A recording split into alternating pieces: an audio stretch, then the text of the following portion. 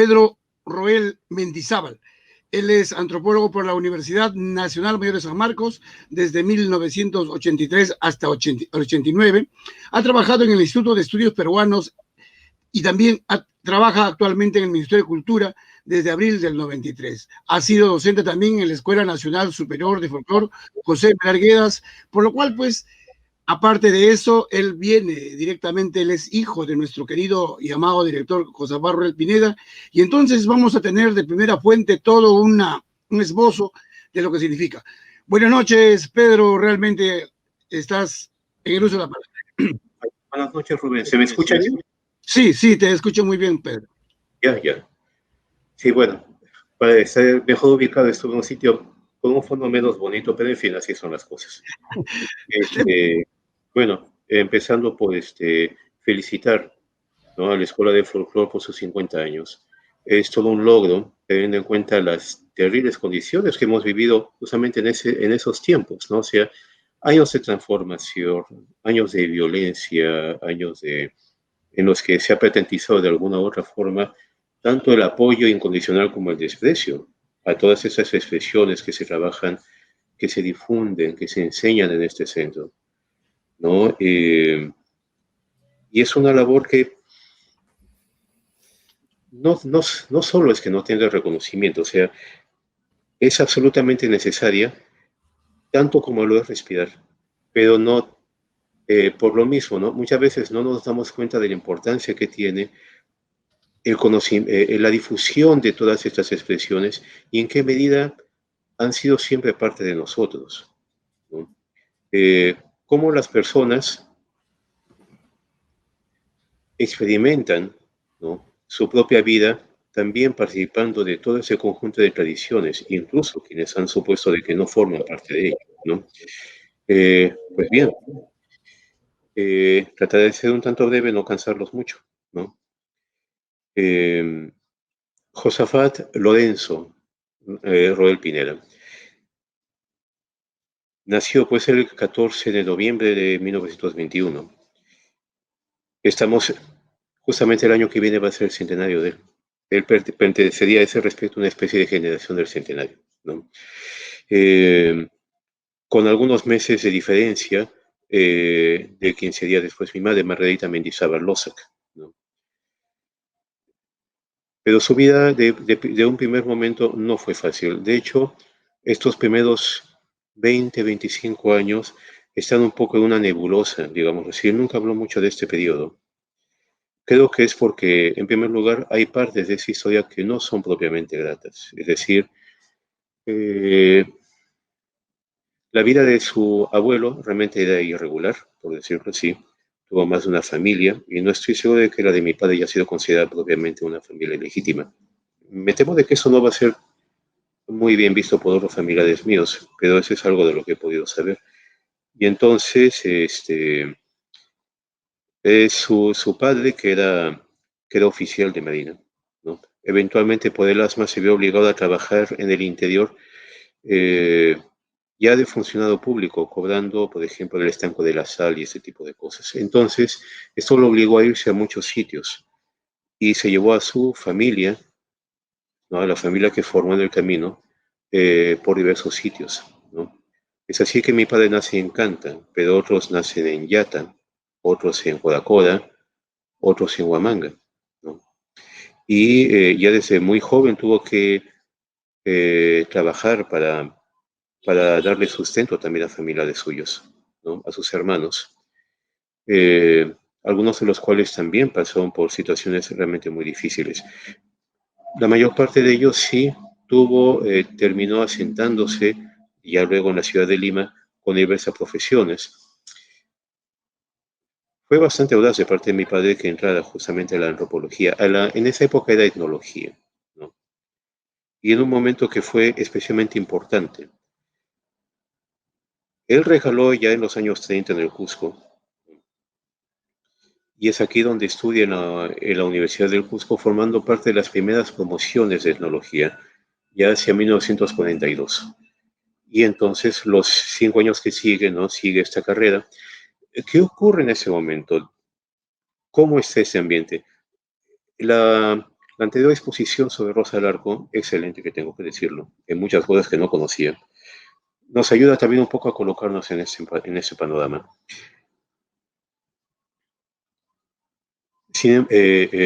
Este panorama, ¿no? Mientras existe una división muy clara, muy fuerte, que parecía insalvable entre la sociedad limeña y las diversas sociedades de provincias, ¿no? En el interior lo que se estaba viviendo en realidad era un proceso de ebullición de interés en las culturas populares. Pasado el indigenismo de los años 20, estamos ya, digamos, hemos pasado la época de la tempestad de los Andes, hemos pasado la época de los movimientos campesinos, del levantamiento Tahuantinsuyo, ¿no? Hemos pasado la época de la que Mariátegui cerró esos movimientos y con la bisagra del trabajo de Uriel García sobre el Nuevo Indio, ¿no? Que le empieza a dar importancia a un nuevo sector, ¿no? Y a darle importancia sobre todo a los rasgos culturales de ese sector, ¿no? Al que le identifica como el cholo, ¿no? Estamos hablando de la población originalmente rural, ya parcialmente urbanizada, parcialmente mestizada. Vemos que la generación de la década de 1930, ¿no? Empieza a darle mucha importancia a las manifestaciones populares de estas poblaciones rurales. Um, Casi cada ciudad tiene las suyas, es decir, existen en Huancayo, existen en Huamanga, existen en Puno, pero obviamente uno de los centros neurálgicos de esto es el mismo Cusco. Entonces, en esto confluyen tanto el interés de estas agrupaciones, estamos hablando de eh, el Instituto Americano de Arte, el Centro Josco de Arte Nativo, que están interesados en recoger estas tradiciones, en presentarlas, a veces en forma de espectáculo, ¿no? En funciones, ¿no? ¿No? Al público urbano, ¿no? Que empieza a sentirse identificado también con esas tradiciones, las toma como propias. Pero además confluyen otras dos corrientes, tres corrientes tendría que decir, ¿no? Una, que es la que va a dominar mucho este panorama, es la corriente del folclore, propiamente, como estudio, como disciplina, ¿ya? El folclore, ¿no? Ahora nos referimos a folclore cuando hablamos de tradiciones populares, ¿no? Sobre todo de tipo rural. Pero el folclore también era entonces una disciplina. Como tal, estaba siendo muy impulsado desde Argentina y desde Brasil, ¿no? Argentina era un foco importante de emisión de estudios de folclore y de textos de estudiosos importantes sobre el tema ya en la misma Europa, ¿no? Estos estudios se confunden con los inicios de los estudios de la antropología.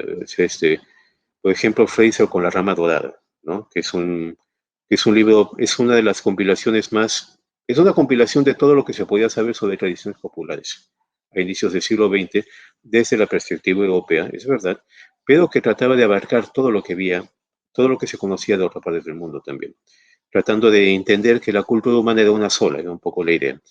Eh, los estudios de folclore, ¿no? En la misma Argentina, estaban muy interesados en las tradiciones rurales, en las tradiciones gauchescas, en las tradiciones indígenas, intentaron y tuvieron un primer intento de recopilación de tradiciones populares, de un archivo de tradiciones populares, en este caso de narrativa oral, ya en la década de 1920. Autores como Carlos Vega, por ejemplo, estaban muy interesados en las tradiciones andinas y también recabaron cantidad de estudios sobre lo que se había trabajado sobre todo música peruana, ¿no? El trabajo de Daniel Alomía Robles tuvo más trascendencia en los estudios argentinos en primer momento que en los primeros estudios peruanos. De la misma manera que el primer estudio en musicología, ¿no? O sobre instrumentos musicales corresponde a una pareja de esposos franceses, los Darcourt, y la música de los incas y sus supervivencias, que es toda el área andina, que es un libro de 1927. En fin, entonces, eh, los estudios argentinos, la cultura argentina, la cultura popular argentina, las ediciones argentinas llegaban al Cusco vía Bolivia, ¿no? Más rápidamente que podían llegar desde Lima. El otro ejemplo es la antropología mexicana, ¿no? Que le empieza a dar mucha importancia a las tradiciones populares, ¿no? Estamos hablando de un Estado que con sus altas y sus bajas nació de alguna forma de la revolución, ¿no? De la revolución de la década de 1910 y de la que empiezan a aparecer estudiosos dedicados a la labor aplicada, ¿no? Es decir, a una labor de estudio de las tradiciones, estudio de las sociedades con el propósito de integrarlas a un proceso, a una vida nacional, digámoslo así, que se suponía debía ser mestiza. Esa era la propuesta mexicana, ¿no? Y por último, tenemos la antropología cultural norteamericana, ¿no? Esta que nace de Franz Boas, ¿no? Y cuyos descendientes, pues, tenemos a Ralph Linton, a Margaret Mead, a Ruth Benedict, a Alfred Weber, que fue muy importante también para esta área, y hacia 1945-46 existe un grupo de estudiosos, ¿no? Encabezados por Julian Stewart, también Harry Shopik, que por un tiempo sientan cátedra, no tanto en el Cusco como en Lima, ¿no? Y también son de los primeros en crear facultades de etnología, en este caso en San Marcos, también en la década de 1940. Hay un libro importante que sigue en inglés, el Handbook of South American Indians, ¿no? El libro de bolsillo de los indios sudamericanos. De bolsillo es un decir porque es una cosa enorme como un ladrillo, ¿ya? Y queda la compilación más completa que había sobre este tema.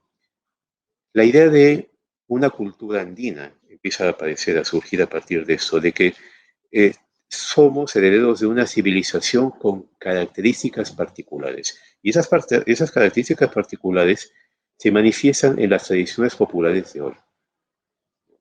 Entonces lo que tenemos que hacer es estudiar estas tradiciones, ya no solamente describirlas. La literatura de las revistas en esa época, las del Instituto Americano de Arte o la revista Folklore editada, ¿no? O también el Ayllu, ya estamos hablando de revistas editadas en Cusco, en Lima, ¿no? O las compilaciones de las que sale mitos, leyendas y cuentos peruanos, que sale de una serie que sale de una encuesta hecha a docentes, ¿no? Que se propone en la década de 1940 para cuando el Ministerio de Educación, en una época de liberalismo, digámoslo así, cultural, con Bustamante y Rivero, solo son 3 años, ¿no? Propone una encuesta nacional para docentes, ¿no? Que recaben, ¿no? Tradiciones populares de lo que sus alumnos puedan decir. Mitos, leyendas y cuentos peruanos es un primer libro que sale de esto, 1942. Entonces estamos en una época realmente interesante. Josafat Roel empieza, digámoslo así, encuentra aquí un campo abonado para su propio interés. Por un solo semestre no llega a terminar los estudios, lamentablemente, ¿no? Había otras cosas que hacer, la vida te lleva por otros lados, pero él no dejó de hacer estos trabajos y sobre todo no dejó de mostrar lo mucho que había aprendido de esos estudios de etnología. Cuando se integra a un grupo llamado Tradición, ¿no? Que inicia sus publicaciones en 1950, es un grupo muy variopinto de estudiosos, gente que ha pasado por la Academia de Etnología, pero tienen intereses, vienen de especialidades distintas, ¿no? José María Arguedas, escritor.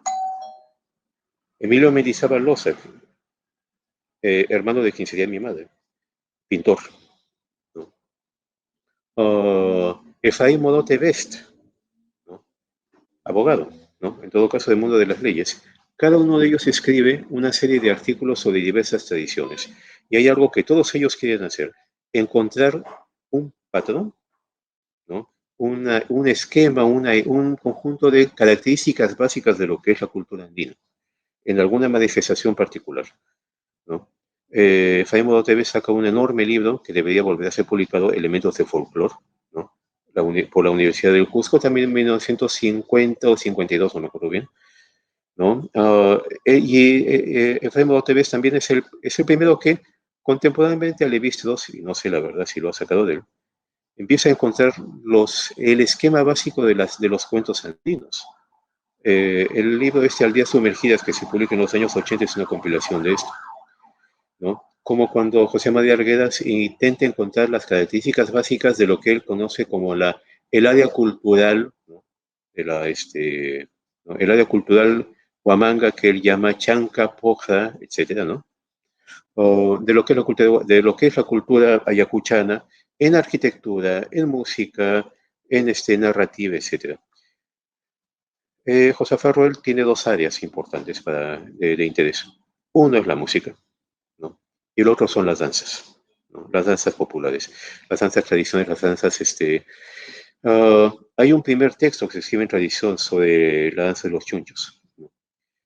Y él entonces empieza a ver que esta danza no es solamente una manifestación en la que se esté representando a un grupo específico, ¿no? De origen selvático, por ejemplo, sino que esta danza en primer lugar, tiene características. Uno diría, bueno, todas las danzas tienen características, pero es otra cosa describirlas, ¿no?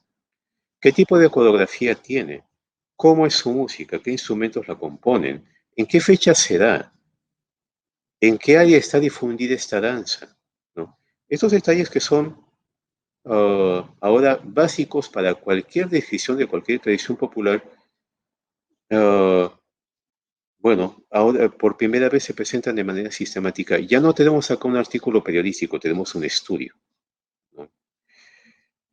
Y también intenta incluir esta danza dentro de una clasificación de danzas, ¿no? ¿De dónde vienen estas clasificaciones? Vienen de los estudios de folclore que he mencionado antes, ah, pero muchos de estos estudios vienen ah, de las propuestas que se hacían en Europa, por ejemplo, por ¿cómo se llaman estos estudiosos? Que luego se volverán músicos académicos, como Bela Bartók o Zoltán Kodály, ¿no? O del estudioso de instrumentos musicales alemán Kurt Sachs, ¿no? Los textos de estos estudiosos se publican básicamente en Argentina, en ediciones como Paidós, MC, ¿no? Etcétera. Ah, y él es un ávido consumidor de ese tipo de literatura que solamente podía conseguirla por viajes, ¿no? Las pocas veces que pudo viajar a sitios como Argentina o México, y ¿no? O lo que pudiera llegar, ¿no? ¿No? Muy raras veces al mismo Cusco, ¿no? Entonces aplica este tipo de literatura también en esa clasificación. Otro elemento importante, quizás el que realmente más se dedicó, fue la música, ¿no?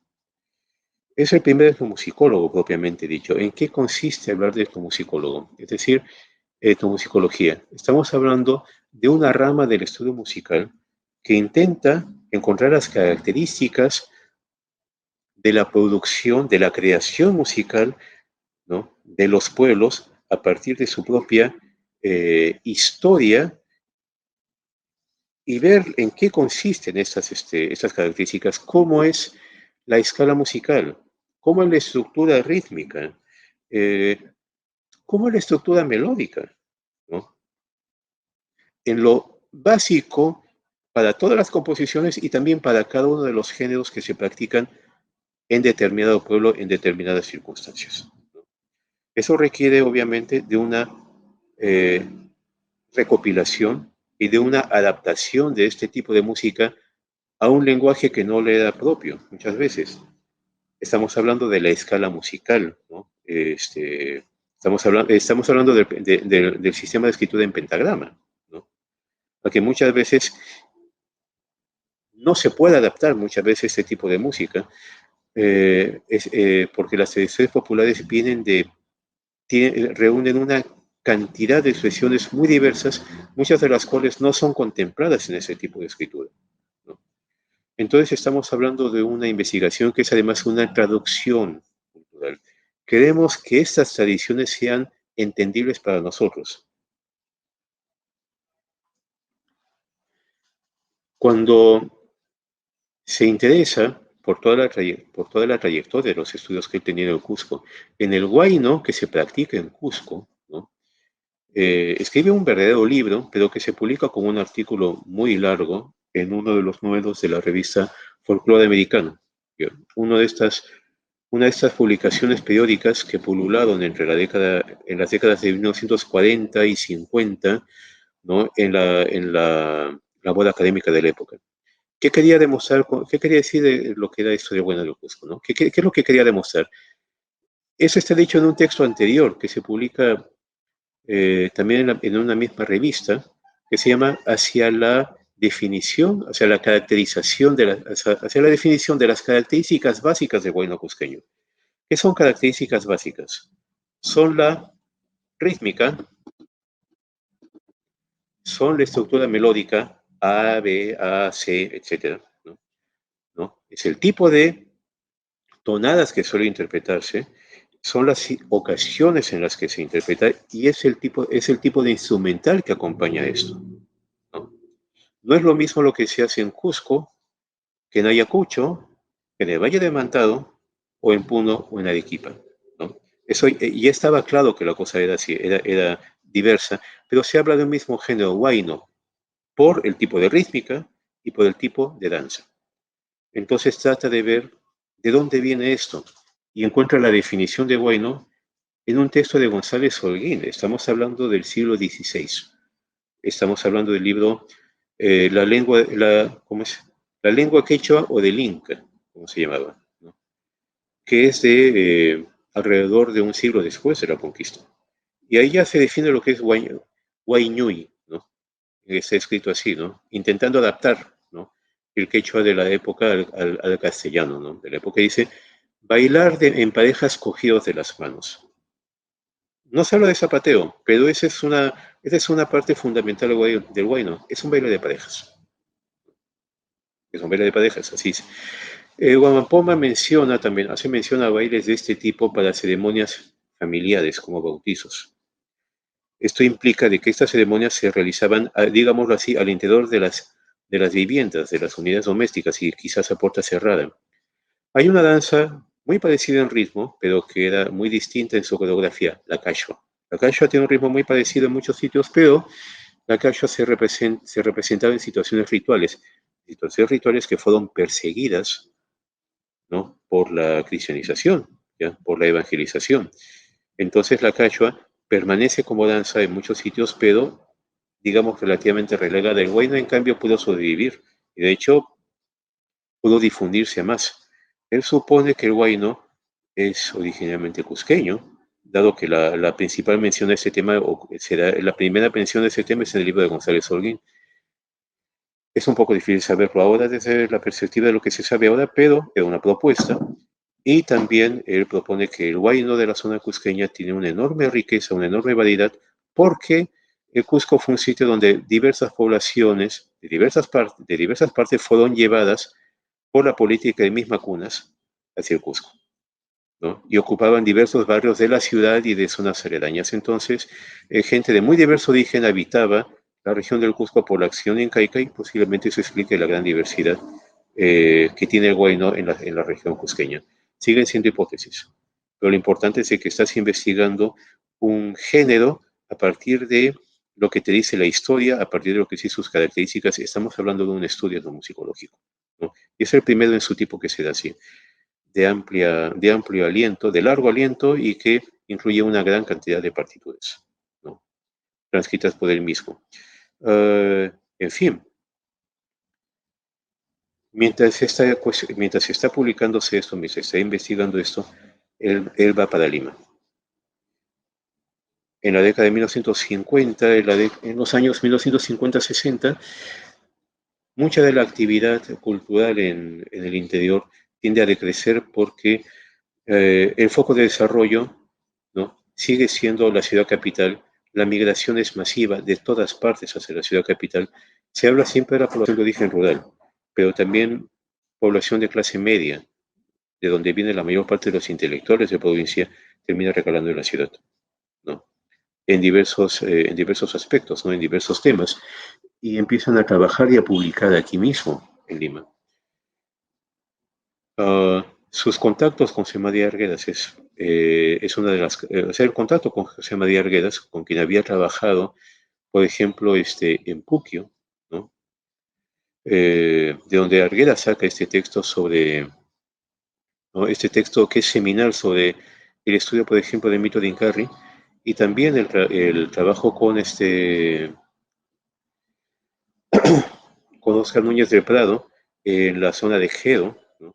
También hacia 1955, ¿no? Lo vinculan cada vez más, no solo con los medios universitarios, sino con las instituciones de la cultura que tenían su sede en Lima, de primer momento vinculadas al Ministerio de Educación.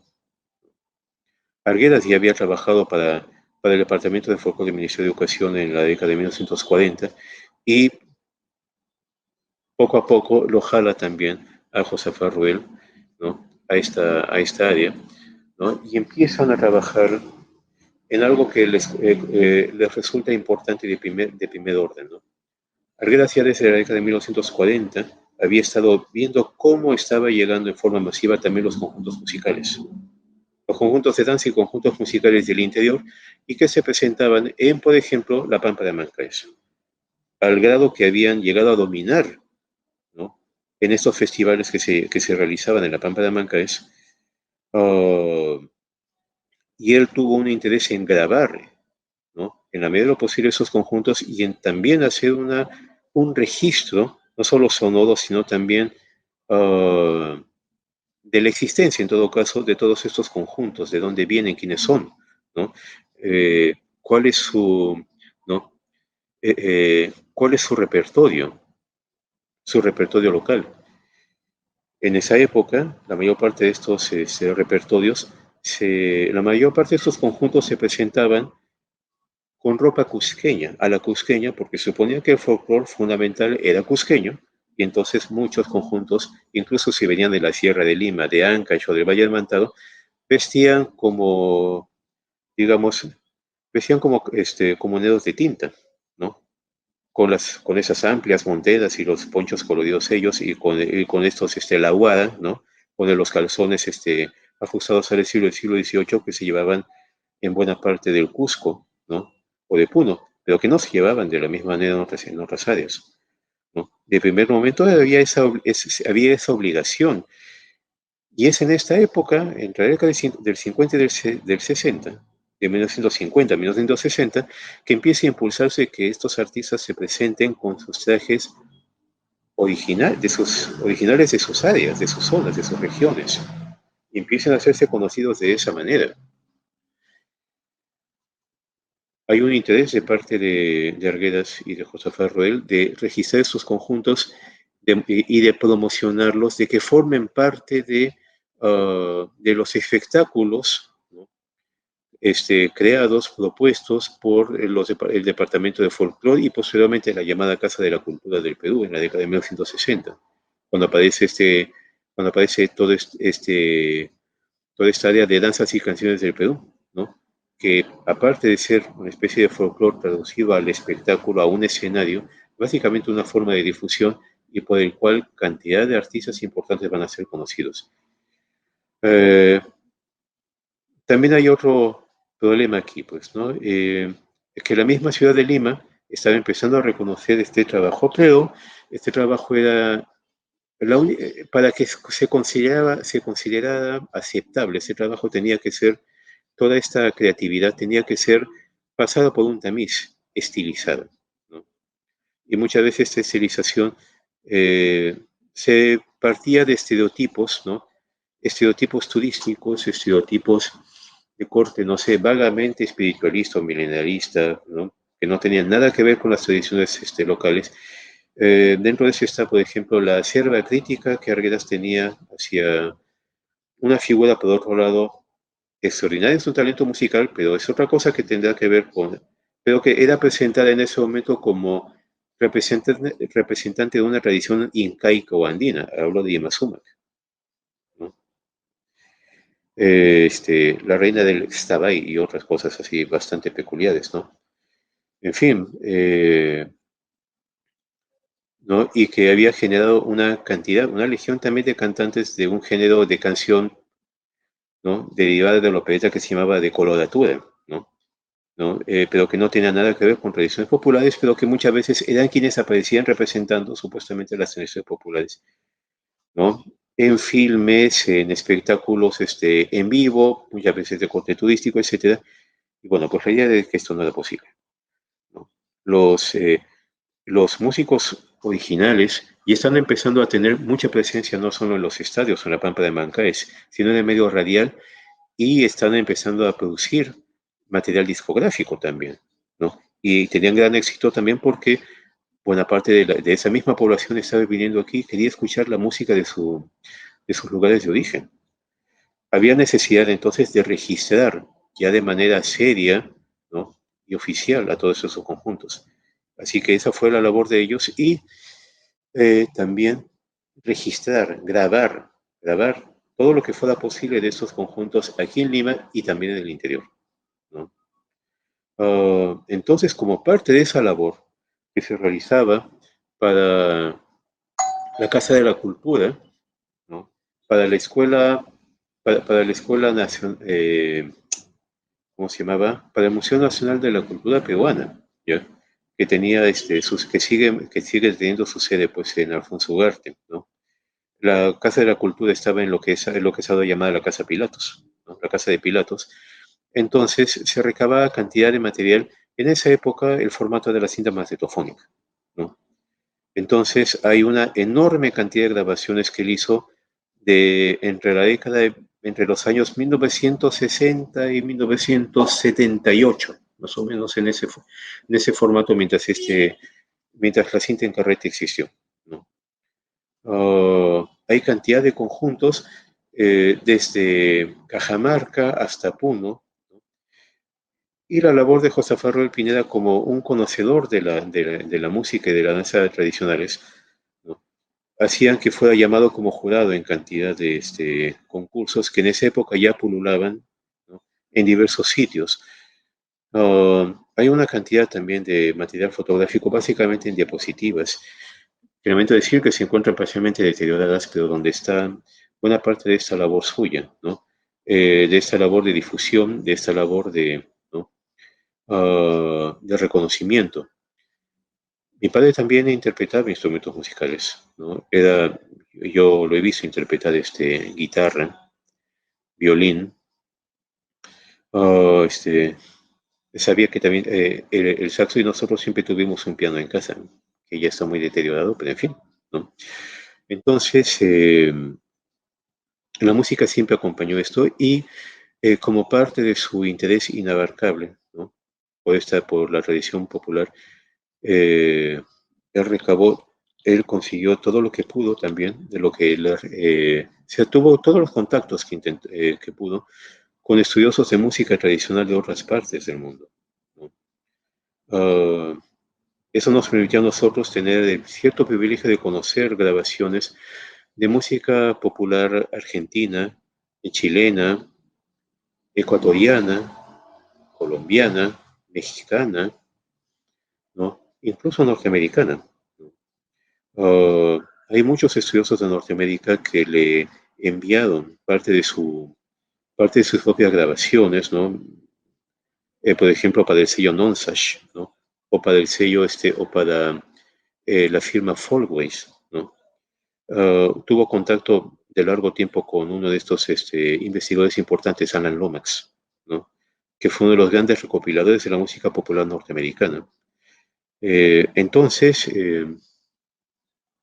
tenemos ya todo este interés, sin embargo, no se suele traducir en una gran cantidad de publicaciones. Digamos de que la vida lo llevaba a hacer cantidad de labores de promoción más que a sentarse a escribir, ¿no? Así de largo. Tenía un enorme caudal de conocimientos. Todo aquel que ha conversado con él sobre ese tema podía hablar de esto. O sea, ah, estudiosos de música andina como Thomas Turino o Xavier Bellinger, recientemente fallecido, ciertamente una gran pena que eso haya ocurrido, reconocen realmente la importancia que tuvo en esto, ¿no? No hablaré mucho más acerca del Centro de Folclore, ¿no? básicamente siendo el tema fundamental de esta reunión, eh, dado que, ¿no? Creo que todo lo que se está hablando a lo largo de este simposio, de estos días, puede ayudarnos a saber más sobre lo que ha sido la importancia de suya en esto. Tenía diversos proyectos, siempre tuvo cantidad de proyectos, algunos de los cuales no pudo llegar a realizar porque a cambio de todo esto, dado que no se consideraba que tenía estudios completos o que sobre todo porque los estudios que él hacía no formaban parte de lo que se consideraba importante en las décadas desde fines de 1960 hasta inicios de los años 80. Es decir, la antropología para entonces se dedicó básicamente a tratar temas de sociología rural, ¿no? A tratar temas de estructuras agrarias, a tratar de temas de las transformaciones, ¿no? De clase, y buena parte de esta orientación estuvo más dedicada a ver estos temas que a ver temas de tradiciones populares que se consideraban eran parte del pasado que eventualmente iba a ser superado, ¿no? Y curiosamente, mucha de la música de la producción boliviana, chilena o argentina de canción protesta que parte justamente de tradiciones populares fue adoptada por muchos de estos conjuntos universitarios, ¿no? En lugar de muchas de las tradiciones propias, ¿no? La labor de él al frente del Centro de Folclore de San Marcos fue también compensar esta circunstancia y poder difundir con su conocimiento, generando siempre interés entre los estudiantes, ¿no? ¿No? El cultivo de las tradiciones populares. Para terminar a este respecto, ¿no? Eh, toda esta toda esta serie de iniciativas que se truncó, ¿no? con su fallecimiento por cáncer, ¿no? Hacia 1987, ha tenido quizás una curiosa reproducción con algo que ha ocurrido recientemente, ¿no?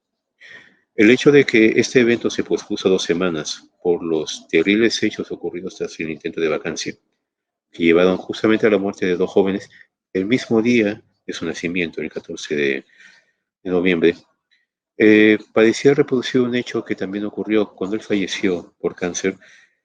Murió tranquilamente, felizmente, ¿no? Después de una larga agonía. Pero justamente el día que falleció, había habido una intervención violenta en la Universidad de San Marcos, ¿no? Estamos en la época del Sendero Luminoso, ¿no? Y de las incursiones en la universidad. Y habían matado a un guardia, ¿no? A un guardián ¿no? En esta intervención violenta. Y entonces él fue velado junto con mi padre en la casona, en el campus universitario, en el salón de grados, ¿no? La tumba de mi padre fue resguardada y cuidada por cantidad de conjuntos que hicieron guardia durante el tiempo que duró el velorio, mientras afuera había un gran caos, ¿no? Por las protestas estudiantiles. Y en eso decidieron que ya era de ir al cementerio del Ángel, así que sacaron los 2 ataúdes, ¿no? En esa época, en esos días, estaban remodelando el parque universitario, ¿no? Con Jorge del Castillo como alcalde. Así que todo era un montón de cascajo. Y la multitud salió en procesión en el más absoluto silencio, bordeados por un lado por la policía, que estaba en fila, y por otro lado por una cantidad de fotógrafos que estaba cubriendo. Se podían escuchar hasta el clic de las cámaras, ¿no? En medio de todo eso. Ya después siguió la procesión mientras se iban lanzando arengas, ¿no? Mucho del periodismo parece que confundió el velorio y el entierro y esta procesión por mi padre con el de aquel guardia que había sido muerto, ¿no? Así que no se le dio la cobertura necesaria. Ya razones siempre conocidas, ¿no? Nunca podemos estar al margen de esto. El solo investigar sobre la cultura popular ya te pone de un lado, ¿no? Ya te pone de un lado comprometido de alguna manera, aun si no tienes una vida política activa, ¿no? Y él siempre estuvo interesado ciertamente también en conocer no solo diagnósticos sobre el Perú, sino también en otras formas de entender las cosas, ¿no? Conocimos también a Mariátegui desde muy jóvenes, ¿no? Y en la década del 70 hubo un acceso masivo a literatura marxista, ¿no? Que también conoció. Entonces, siempre, más allá de lo que se haya producido, siempre ha habido un enorme interés por toda esta producción cultural, musical, dancística, oral, ¿no? De los pueblos, ¿no? Andinos y también amazónicos, por los que también tuvo interés, en un deseo de poder reconocernos a nosotros en esta gran producción y de ver, ¿no? De poder ver en toda su riqueza eh, este inabarcable universo cultural del que nosotros somos parte. Pues muchas gracias y reitero mis felicitaciones al Centro de Folclore de San Marcos por sus 50 años y que sigan habiendo muchos más. Gracias, gracias Pedro por este excelente recorrido. Creo que recorriendo un poco la historia de Josafat Roel, de tu padre, también obviamente recorremos la historia de una parte de las ciencias sociales, de la antropología, de la etnología, y cómo pioneramente pues se marca estos estudios que hacían falta por esos años, que luego felizmente hoy en día tenemos ya profesionales de la etnomusicología. Entonces había que marcar un terreno, por lo tanto, realmente estamos ante una figura importante de la investigación y demás cosas, ¿no? Que en realidad habría que decirlo. Y para nosotros es, digamos, un halago, ¿no? Que haya terminado finalmente su trabajo profesional en la dirección del Centro de Folclore de San Marcos, ¿no? Claro. Sí, Muy bien. Pedro, nosotros habíamos preparado un videíto, queremos, por favor, que nos acompañes para que también las personas que nos siguen y que no nos van a seguir puedan también ver un poco de la historia de Josafat Roel. Por favor, adelante con el video. vamos.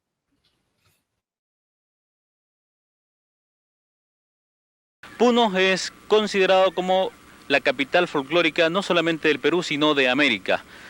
Y estamos con el doctor Josafat Roel Pineda, director del Centro de Investigación del Folclore de la Universidad Nacional Mayor de San Marcos.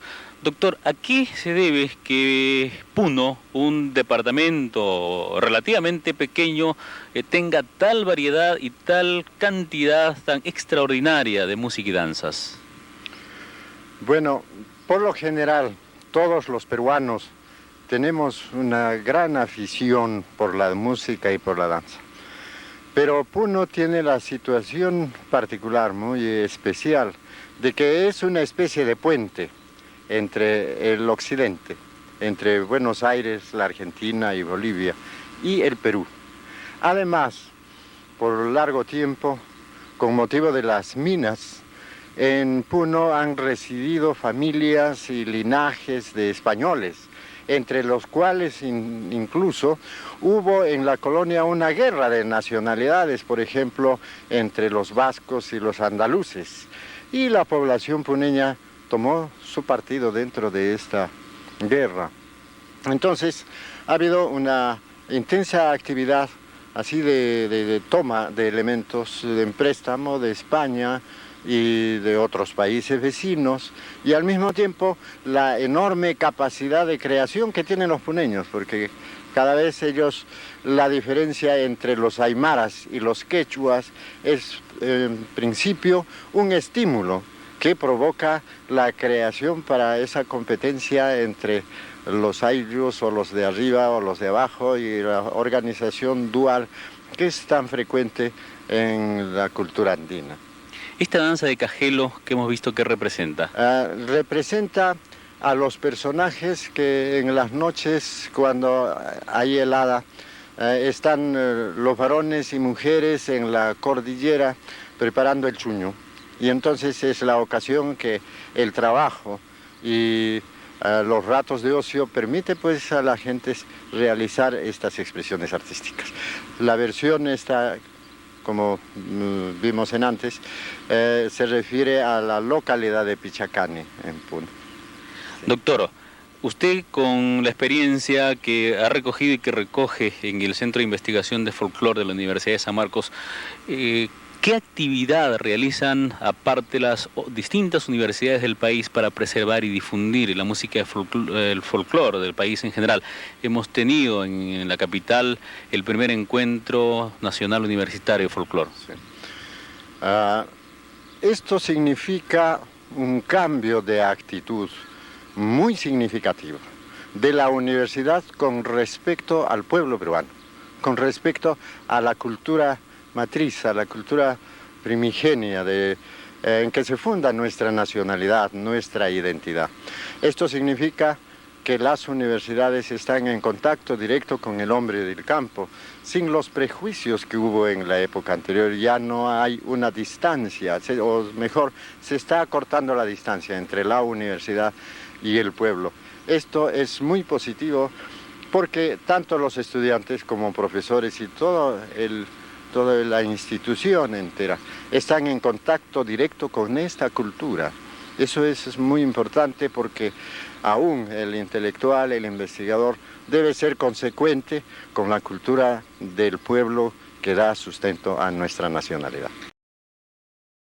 ¿Son muchas las universidades que tienen grupos de folclore? En el último certamen nacional universitario, en que ha habido el festival y el encuentro nacional de folclore, pues se ha visto la participación de 24 universidades, lo cual quiere decir que pues se está generalizando esta actitud y no importa que muchas veces no haya recursos, pero el entusiasmo principalmente de los estudiantes hace que se tome la cosa de nuestro pueblo con el cariño con que se lo está haciendo, a tal punto que en este festival hemos visto que han habido representaciones del arte peruano popular, pero de una calidad realmente extraordinaria, muy, muy bella, muy hermosa.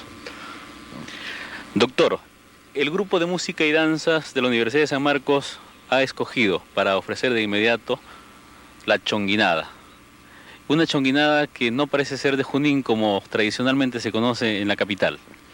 Esta chonguinada es la de Pasco y naturalmente no es igual a la de Huancayo, porque en Huancayo se luce más el bordado, mientras en Pasco lógicamente se lucen los adornos de oro, de plata, de metales preciosos y de piedras preciosas.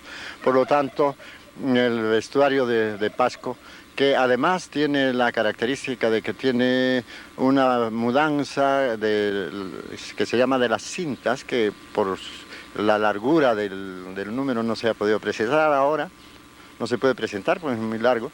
Entonces, la versión que se ha presentado o que se presenta ahora es la de Pasco, que tiene, como digo, esta característica. El vestuario pues refleja el gusto, el modo de ser, el interés primordial de las gentes de Pasco, que es bastante diferente a la de Huancayo. ¿Y cuál es su origen, muy rápidamente? Esta es una versión indígena de los gachupines o de los cortesanos de la colonia. Es una versión muy peruana del aristócrata o del cortesano de la colonia, ¿no? Es, en cierto modo, una sátira, o es un alarde también de gracia en que el pueblo está demostrando de que es capaz de hacer cosas tan bellas como aquellas que se dan en los salones.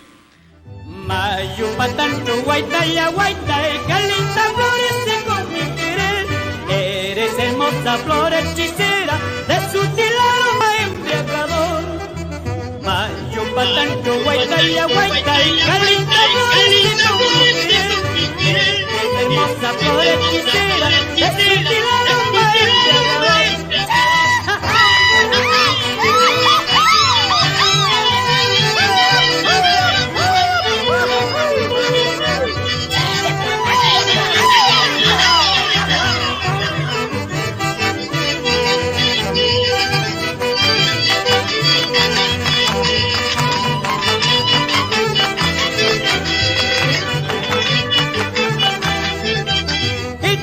muy lindo, mi hijita, bailan mi canto, bella muchacha. De esta manera, muchas gracias por haber tenido nosotros y realmente nostálgica y nos ha dado un poco de tristeza recordar al doctor Roel Pineda justamente esa grabación y las fotos que seguramente pues perennizan su memoria y que nosotros estamos siguiendo esas huellas que ha dejado tu padre realmente hondas en nuestros corazones, en nuestra alma y que queremos se siga, como tú dices, pues hay momentos históricos que datan y que han hecho que el estudiante siga en esa carrera, en ese camino contestatario que hoy día, pues, en buena hora la juventud está retomando. Muy agradecido, Pedro Roel, por haber estado con nosotros en esta gran performance y quiero trasladarle a Carlos la invitación para la presentación del libro. Por favor, Carlos. Sí, Pedro, tú sabes, hemos estado trabajando arduamente por la edición de este libro especial en memoria de Josafat Roel. Aquí tenemos en la carátula justamente el retrato que hiciera Bruno Portugués, que nos acompaña el día de hoy. El día jueves estaremos presentando este libro, así que esperemos que nos acompañe. Muchas gracias. Gracias, Pedro. Muchas gracias. Muy agradecido.